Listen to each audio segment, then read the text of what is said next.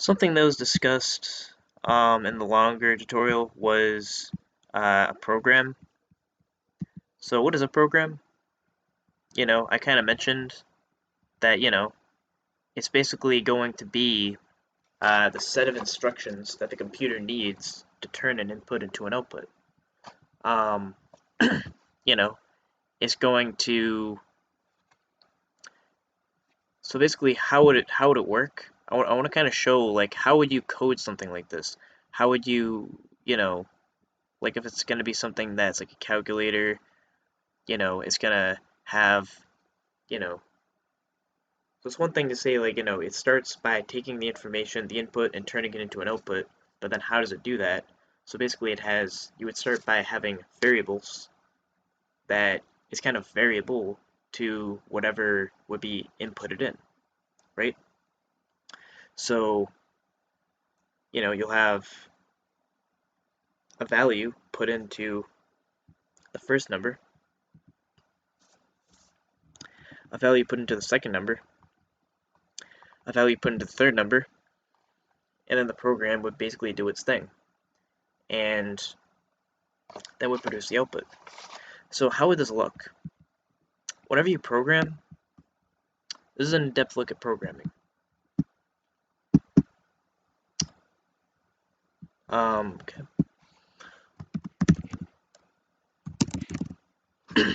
Is basically this is kind of this isn't really in a particular language. If anything, I think it's going to be very close to Java. But let's say I was going to code this. How would it look? Is basically you would declare the variables.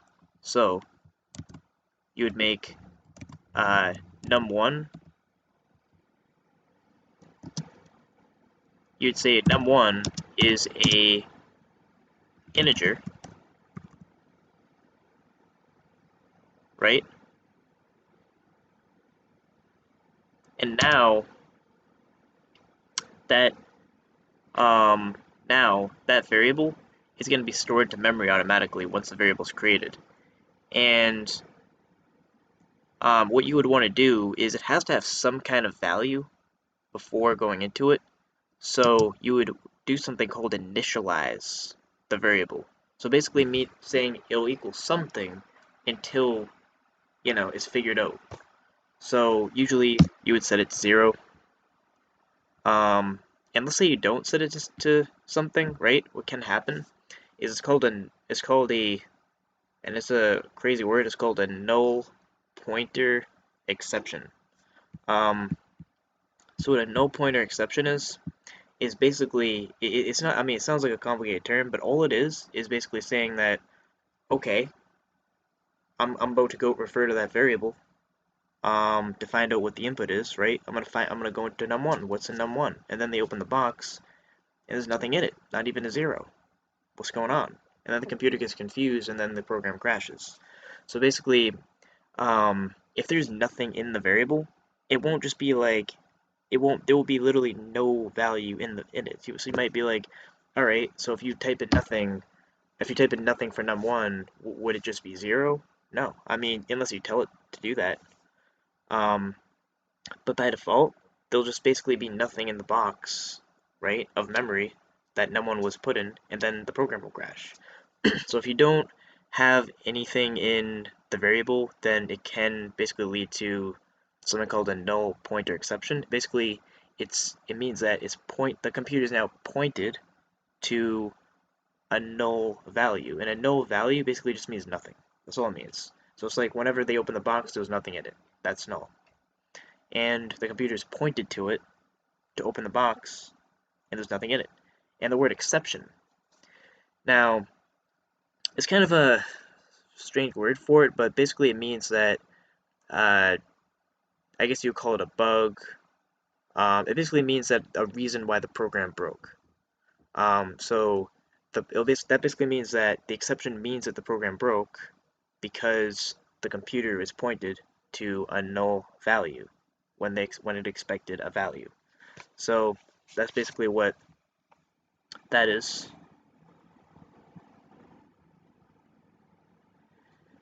And then, num2. is a integer. We're going to initialize it to 0 as well. And then we would say that op is a char. So, well, actually, no, we could just say character. I was gonna say that, like in Java, it would be shortened to int, and in Java it would be shortened to char. So what I'm actually writing is very close to Java code. And usually how you would kind of dignify nothing being put in there is basically, so there's like a double quotes usually is for strings, but then those single quotes together kind of indicates that a character is in it. So basically, I put those two single quotes connected to each other, saying there's nothing in it, but it's not a null value. So, and again, and there has to be some other variable called answer, and that's going to be an integer because all the others are integers. It's going to be initialized to 0, I guess.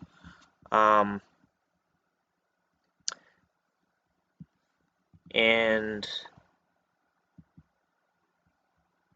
well, actually, I'll just draw it here. So then,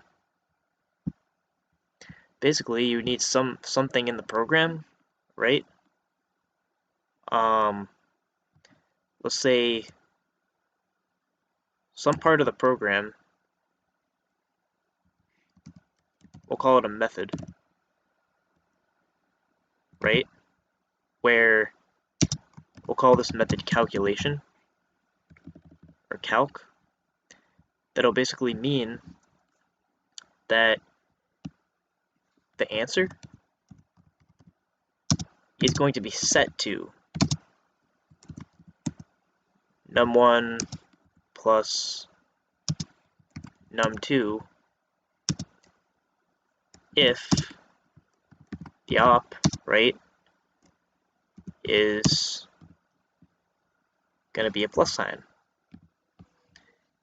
And then, let's say it's not that.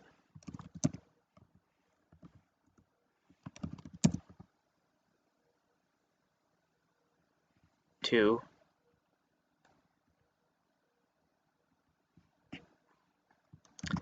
If op is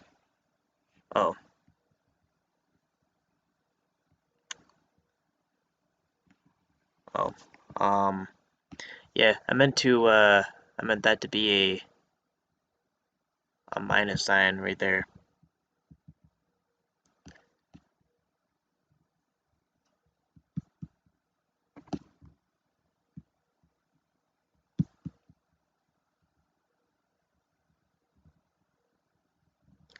Let me just fix this.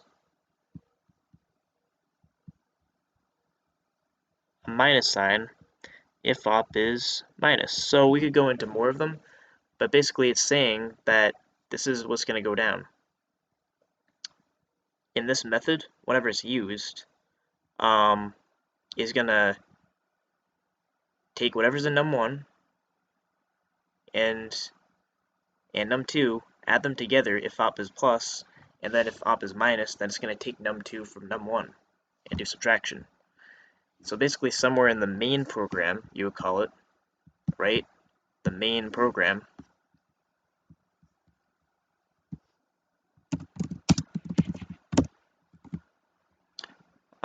You basically would use that method. So basically, you would use the method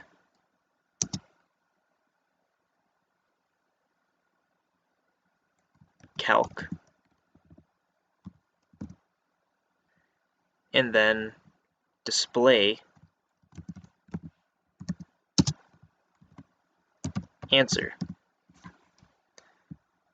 So it's basically going to use the method that you created to then display what the answer is now, and then you're going to get the answer.